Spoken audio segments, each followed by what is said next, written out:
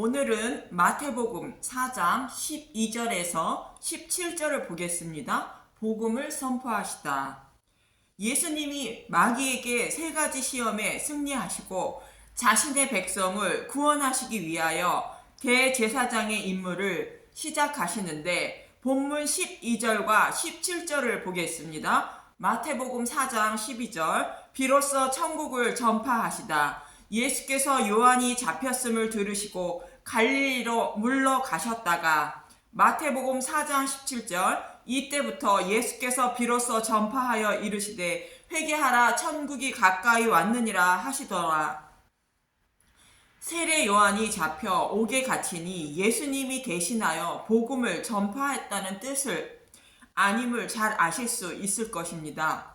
세례 요한은 구약의 마지막 선지자로 구약에서 보내시기로 약속하신 메시아가 예수님임을 증거하게 하시기 위하여 세움을 받은 선지자였습니다. 세례 요한의 아버지가 사가랴 세례 요한에 대한 예언을 하는데 누가복음 1장 76절에서 79절을 보겠습니다. 누가복음 1장 76절 이 아이여 내가 지극히 높으신 이의 선지자라 일컬음을 받고 주 앞에 앞서가서 그 길을 준비하여 누가복음 1장 77절 주의 백성에게 그 죄사함으로 말미암는 구원을 알게 하리니 세례 요한이 예수님의 앞에 서서 이분이 죄인들을 구원하시기 위하여 하나님이 보내시기로 약속하신 그 메시아라고 외쳐 알게 한다는 것입니다. 누가복음 1장 78절 이는 우리 하나님의 긍휼로 인함이라 이로써 돋는 해가 위로부터 우리에게 임하여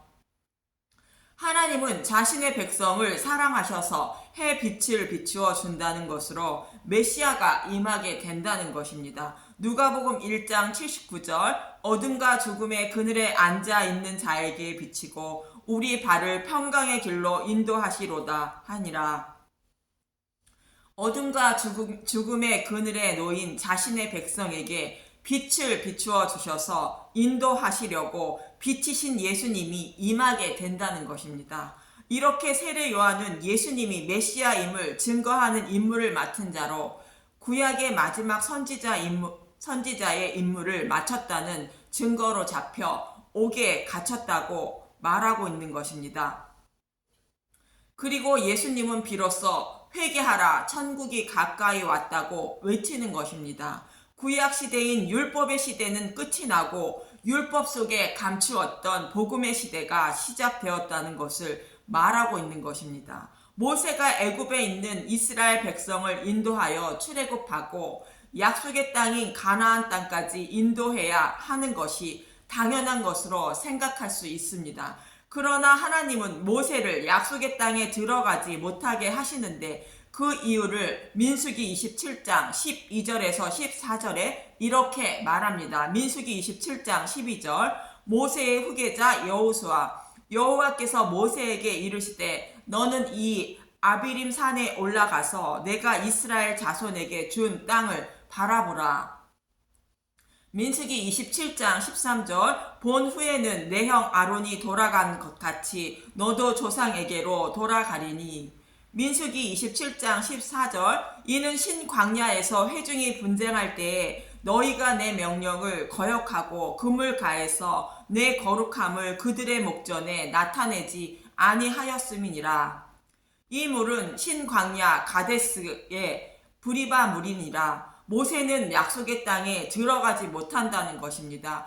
여호와께서 백성이 목마르다 할 때에 반석에게 명하여 반석에서 물을 내어 백성이 마시게 하라고 말씀하셨지만 반석을 2번 쳐서 물을 내어 마시게 함으로 하나님의 거룩함을 나타내지 못했다는 것입니다. 이 말씀은 하나님 백성에게 무엇인가를 알게 하시려고 말씀하고 있는 것으로 율법의 행위로는 하나님의 거룩함을 나타내지 못하고 자신의 의만 드러낸다는 뜻입니다. 사도 바울은 율법으로는 하나님의 의를 드러내지 못하고 자신의 의만 드러난다고 말합니다. 로마서 3장 20절 그러므로 율법의 행위로 그의 앞에 의롭다 하심을 얻을 육체가 없나니 율법으로는 죄를 깨달음이니라. 로마서 10장 2절 내가 증언하느니 그들이 하나님께 열심히 있으나 올바른 지식을 따른 것이 아니니라. 로마서 10장 3절 하나님의 의를 모르고 자기 의를 세우려고 힘써 하나님의 의에 복종하지 아니하였느니라. 유대인들이 하나님의 말씀대로 율법을 열심히 지키며 살아왔지만 하나님의 의에 이르지 못했다는 것으로 믿음에 이르지 못하였고 구원을 받지 못했다는 것입니다. 율법 속에는 복음이 숨겨져 있는데 그 복음이 보내신다고 약속한 메시아로 율법을 지켜 죄인임을 깨닫게 만들어 보내신다는 메시아를 소망하게 하셔서 믿음에 이르게 하시고 약속의 땅을 기업으로 주시려는 것이 하나님의 뜻이었던 것입니다. 이 말씀을 갈라디아서 3장 24절에 이렇게 말합니다. 갈라디아서 3장 24절 이같이 율법이 우리를 그리스도께로 인도하는 초등교사가 되어 우리로 하여금 믿음으로 말미암아 의롭다함을 얻게 하려 함이니라.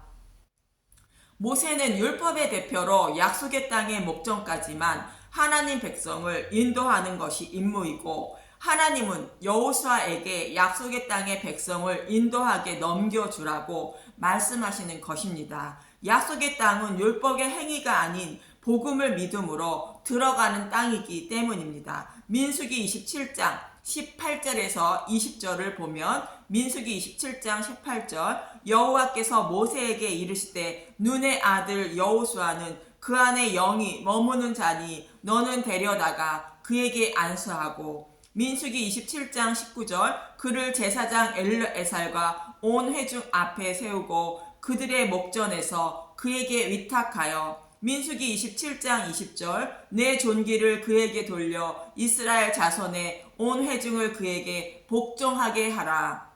율법의 대표이며 구약의 선지자였던 모세가 여호수아에게 안수하고 백성을 넘겨주어 온 백성이 여호수아에게 복종하게 하라 말씀하십니다. 율법에 속해 있던 이스라엘 백성이 그리스도께 인도함을 받는 모습입니다. 율법이 복음으로 인도하는 모습을 그림으로 보여주고 있는 것이 세례 요한이 구약의 마지막 선지자로 백성에게 세례를 베풀고 있다가 예수님께로 백성을 인도하는 모습과 같은 것입니다. 세례 요한이 예수님이 오시리라 약속하신 메시아임을 증거하고 자신의 임무를 마치기 위하여 잡히는 것입니다. 그래서 율법의 시대는 끝이 나고 복음의 시대가 시작되었다는 것을 알리기 위하여 세례 요한이 잡혀 옥에 갇히고 비로소 예수님이 회개하라 천국이 가까웠다고 복음을 선포하기 시작하신 것입니다. 예수님이 비로소 복음의 시대의 시작을 알리고 있는 것입니다. 이스라엘 백성은 시내산에서 모세로부터 받은 율법을 열심히 지키며 살아왔습니다. 그러나 하나님은 이스라엘 백성을 늘 책망하시면서 선지자를 보내셨고 하나님께로 돌아올 것을 전하게 하셨던 것입니다. 율법을 지켜 의롭다 여김을 받으려 하지 말고 죄인임을 깨닫고 제사함을 주시려고 보내신다는 메시아를 소망하며 살아야 한다고 하나님은 선지자를 보내셨던 것입니다. 유대인들은 이 선지자의 말을 듣지 않고 오히려 그들을 죽였던 것입니다. 마태복음 23장 37절 예루살렘을 두고 이르시다. 예루살렘아 예루살렘아 선지자들을 죽이고 네게 파송된 자들을 돌로 치는 자여 암탉이 그 새끼를 날개 아래에 모음같이 내가 내 자녀를 모으려 한 일이 몇 번이더냐. 그러나 너희가 원하지 아니하였도다. 이렇게 해서 결국 말라기 선지자를 끝으로 이스라엘 백성에게 암흑기가 찾아온 것입니다. 흑암과 어둠이라는 것은 태양 빛이 없으면 어둠이 찾아오듯 하나님의 말씀이 없으면 다시 말해 하나님의 얼굴을 가리면 흑암과 어둠이 되는 것입니다. 유대인들에게는 암흑기가 찾아왔지만 그들은 그들만이 아브라함의 후손이요 당연히 구원받은 하나님의 백성이며 이방인들과 스불론과 납달리 땅인 북이스라엘 지역은 하나님께 버림받은 사람들이라 생각하며 살았던 것입니다. 자신의 동족이 살고 있는 곳을 이방 지역처럼 여기고 있었다는 것입니다. 그래서 예수님은 다윗의 고향인 유대 지역으로 가시지 않으시고 납달리 땅으로 가셔서 복음을 전하기 시작하셨던 것입니다. 본문 13절에서 16절을 보면 마태복음 4장 13절 나사렛을 떠나 스불론과 납달리 지경 해변에 있는 가버나움에 가서 사시니 마태복음 4장 14절 이는 선지자 이사야를 통하여 하신 말씀을 이루려 하심이라 일렀으되 마태복음 4장 15절 스불론 땅과 납달리 땅과 요단강 저편 해변 길과 이방의 갈릴리여 마태복음 4장 16절 흑암에 앉은 백성이 큰 빛을 보았고 사망의 땅과 그늘에 앉은 자들에게 빛이 빛이었도다 하였느니라. 유대인들이 이방인이라 생각했던 곳에 예수님이 가셔서 그들에게 하나님 나라를 전하기 시작하셨다는 뜻으로 흑암에 앉은 백성이 큰 빛을 보았고 사망의 땅과 그늘에 앉은 자들에게 빛이 빛이었도다 라고 말하고 있는 것입니다. 이 말씀은 마태가 이사야 9장 1절에서 2절을 인용한 말씀입니다. 이 말씀의 배경부터 살펴보면 이사야 7장 10절에서 14절입니다. 이사야 7장 10절 임마누엘의 징조 여호와께서 아하스에게 말씀하여 이르시되 이사야 7장 11절 너는 내 하나님 여호와께 한 징조를 구하되 깊은 데에서든지 높은 데에서든지 구하라 하시니 이사야 7장 12절 아하스가 이르되 나는 구하지 아니하겠나이다. 나는 여호와를 시험하지 아니하겠나이다 한지라. 아람과 북이스라엘이 동맹하여 유다를 쳐들어왔을 때에 이사야 선지자를 통하여 하시는 말씀으로 유다 아하스 왕께 징조를 구하라는 것입니다. 그런데 유다 아하스 왕은 징조를 구하지 않는데 그 징조가 보내신다고 약속하신 메시아인 것입니다. 이사야 7장 13절 이사야가 이르되 다윗의 집이여 원하건대 들을지어다 너희가 사람을 괴롭히고서 그것을 작은 일로 여겨 또 나의 하나님을 괴롭히려 하느냐. 다윗의 집이라는 것은 다윗에게 약속하신 것을 기억해 보라는 것입니다. 이사야 7장 14절 그러므로 주께서 친히 징조를 너희에게 주실 것이라. 보라 처녀가 잉태하여 아들을 낳을 것이요 그의 이름을 임마누엘이라 하리라. 다윗에게 약속하신 것을 이루시기 위하여 너희들은 메시아 오심을 소망하지 않고 구하지도 않지만 여호와께서 약속대로 메시아를 보내주신다는 것입니다. 그리고 이사야서 8장 5절에서 6절에 징조를 구하지 않는 유다 백성을 책망하시는데 이사야 8장 5절 아수르 왕의 침략 여호와께서 다시 내게 말씀하여 이르시되 이사야 8장 6절 이 백성이 천천히 흐르는 실로와 물을 버리고 르신과 르말리아의 아들을 기뻐하느니라. 천천히 흐르는 실로와 물은 히스기야 왕 때에 성 밖에 있던 기온 샘물을 지하수로를 파서 성 안으로 끌어들인 생명수인 실로암 못인데 기울기가 완만하여 흐르는 물이 아닌 고여있는 물처럼 보이게 되는데 이것을 천천히 흐르는 실로암 물이라 말하고 있는 것으로 보내신다는 메시아가 아무리 기다려도 오실 것과 같지 않기 때문에 그 메시아를 기다리지 못하고 눈으로 보이는 아수르를 의지하였다는 뜻입니다. 그래서 그들에게 하나님이 얼굴을 가리시고 율법을 봉해 버린다는 것으로 율법으로 죄 이름을 깨닫지 못하게 만드시고 율법에 숨겨져 있는 복음을 알지 못하게 하신다는 것입니다. 이사야 8장 16절에서 17절을 보면 이사야 8장 16절 율법과 증거의 말씀을 따르라. 너는 증거의 말씀을 싸매매 율법을 내 제자들 가운데서 봉함하라. 이사야 8장 17절 이제 야곱의 집에 대하여 얼굴을 가리시는 여호와를 나는 기다리며 그를 바라보리라. 유다 백성에게 여호와의 얼굴을 가린다는 것입니다. 여호와의 얼굴을 가린다는 것은 빛을 가린다는 것으로 흑암이 되어 성경 말씀을 아무리 연기해도 믿음에 이르지 못하고 진리의 길을 찾지도 못하게 되는 것입니다. 그래서 맹인과 같이 되는 것으로 예수님은 서기관과 바리새인들에게 이렇게 말씀하고 있는 것입니다. 마태복음 15장 8절 이 백성이 입술로는 나를 공경하되 마음은 내게서 멀도다. 마태복음 15장 14절 그냥 두라 그들은 맹인이 되어 맹인을 인도하는 자로다. 만일 맹인이 맹인을 인도하면 둘이 다 구덩이에 빠지리라 하시니 이렇게 징조를 구하지 않고 눈으로 보이는 것을 소망하는 마음으로 하나님을 섬기며 살아온 유대인들에게 하나님의 얼굴을 가리는 흑암이 있게 만드신다는 것입니다. 그러나 하나님의 얼굴을 비추는 것이 있다는 것입니다. 본문에서 마태가 인용한 구절입니다. 이사야 9장 1절 평강의 왕 전에 고통받던 자들에게 흑암이 없으리로다. 옛적에는 여호와께 스불론 땅과 납달리 땅이 멸시를 당하게 하셨더니 후에는 해변 길과 요단강 저쪽 이방의 갈릴리를 영화롭게 하셨느니라. 이사야 9장 2절 흑암에 행하던 백성이 큰 빛을 보고 사망의 그늘질 땅에 거주하던 자에게 빛이 비치도다.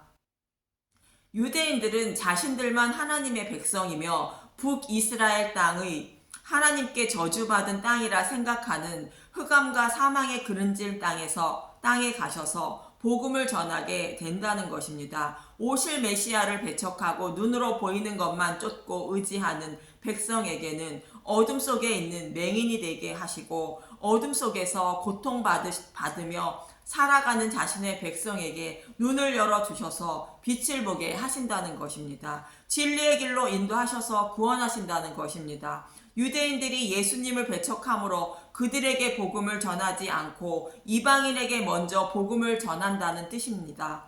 이 말씀은 모세도 신명기 32장에서 이렇게 예언하고 있었습니다. 신명기 32장 15절 그런데 여수린이 기름짐에 발로 찼도다. 내가 살찌고 비대하고 윤택함에 자기를 지으신 하나님을 버리고 자기를 구원하신 반석을 업신여겼도다.